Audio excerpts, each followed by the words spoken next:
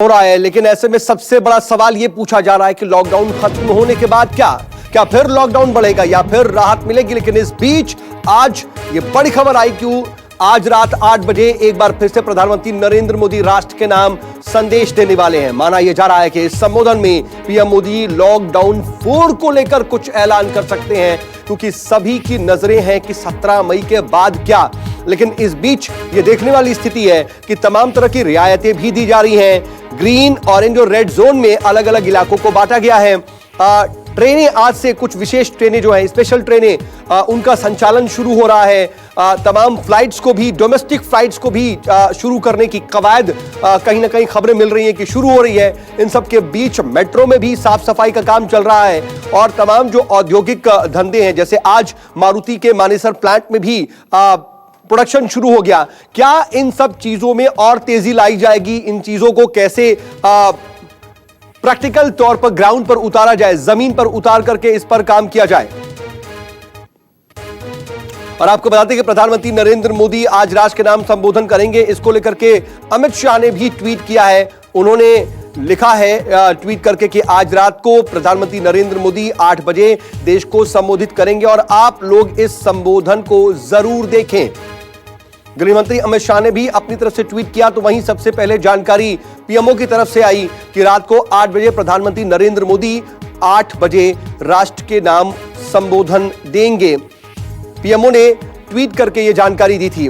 उसके बाद बीजेपी के भी तमाम ट्विटर हैंडल्स से इसको लेकर के ट्वीट्स किए गए और गृह मंत्री अमित शाह ने भी इसको ट्वीट किया है, इसकी जानकारी दी है।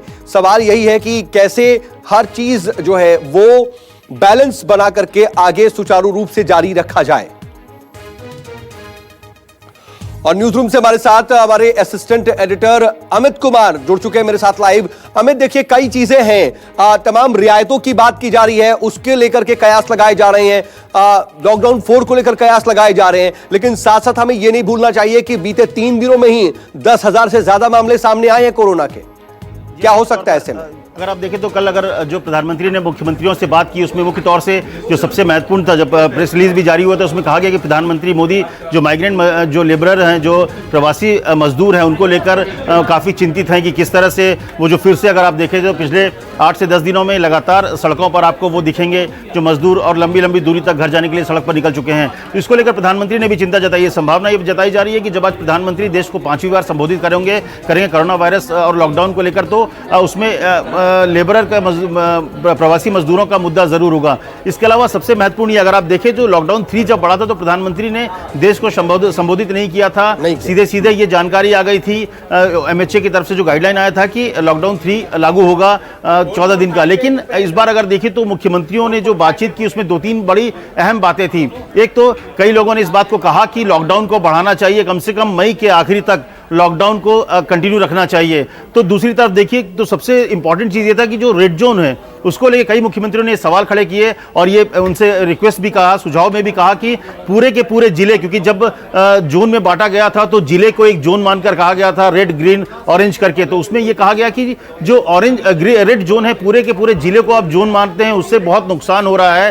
तो कई राज्यों के मुख्यमंत्रियों ने यह सुझाव दिया कि जो कंटेनमेंट जोन है, जो कि हॉटस्पॉट है उस जिले में, सिर्फ उसको रेड जोन माना जाए, बाकी जिलों में काम करने की, आर्थिक गतिविधियों की इजाजत दी जाए। ये बात प्रमुखता से दिल्ली के मुख्यमंत्री केजरीवाल ने भी कही। इसके अलावा हालांकि 2 तमिलनाडु, तेलंगाना जैसे राज्यों ने ये बात कही कि रेलवे को नहीं चलानी चाहिए, तो वहीं बंगाल जैसे और केरल जैसे सीएम ने यह भी कहा कि जब इतनी छूट हो गई तो लॉकडाउन खत्म होना चाहिए। लेकिन मुझे लगता है कि मुख्य रूप से आर्थिक गतिविधियों को कैसे बढ़ावा देना है उस पर रहेगा फोकस प्रधानमंत्री को।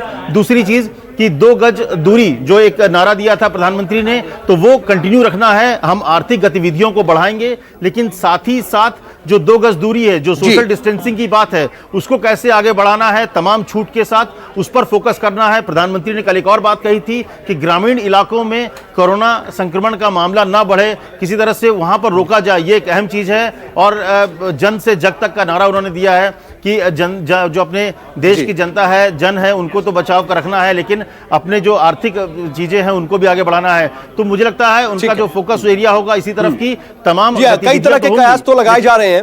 लेकिन इन सब के बीच मेरे साथ कुछ और सहयोगी भी जुड़ चुके हैं। अहमदाबाद से भूपेंद्र सिंह मेरे साथ जुड़े हुए हैं, तो वहीं दिल्ली से प्रशांत भी हमारे साथ जुड़ चुके हैं।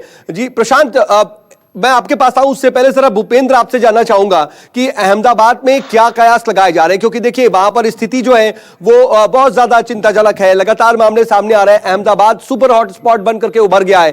तो क्या कयास है, क्या वहां पर लॉकडाउन बढ़ना चाहिए, नहीं बढ़ना चाहिए, इसको लेकर के बातचीत हो रही है? बिल्कुल, देखिए यहाँ स्थिति बहुत ज्यादा गंभीर है और जिस तरह के आंकड़े सामने आ रहे हैं वो निस्संदेह चिंताजनक है, और इसलिए किस तरह से सावधानी बरतते हुए आगे बढ़ा जा सकता है, इन तमाम चीजों पर विचार किया जा रहा है। मैं अगर महानगर पालिका की बात करूं, खास करके अहमदाबाद, सूरत, वडोदरा, राजकोट, जहां पर इसका बहुत ज्यादा फैलाव है, वहां पर किस तरह से जो ग्रोसरीज हैं, बाकी की चीजें जो जीवन जरूरी की है, उन्हें किस तरह से लोगों तक मुहैया कराई जाए, क्योंकि 15 तारीख तक तो दूध और मेडिकल सेवाओं के अलावा सब कुछ बंद रखा गया है। तो उसके बाद किस तरह से आगे की रणनीति होगी, तो ये तैयार किया गया है कि जितने भी वेंडर्स हैं उनका पहले स्क्रीनिंग होगा, उनको हेल्थ कार्ड दिया जाएगा जो 1 हफ्ते तक खाली रहेगा, उसके बाद वो सेवाएं देने के लिए उपलब्ध रहेंगे। ऐसे तमाम ग्रोसरीज जो है 17,000 के आसपास जो है पूरे वेंडर्स और दुकानें और सब चिन्हित कर लिया गया है। एक रणनीति ये तैयार कर ली गई है।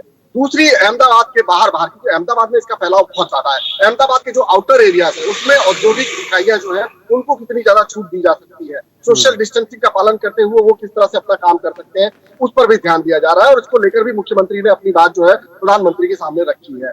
दूसरी बात, मजदूरों का जो पलायन हो रहा है वो एक बहुत बड़ा चिंता का विषय है, क्योंकि अगर औद्योगिक इकाइयां शुरू होती हैं तो काम करने वाले कहां से आएंगे।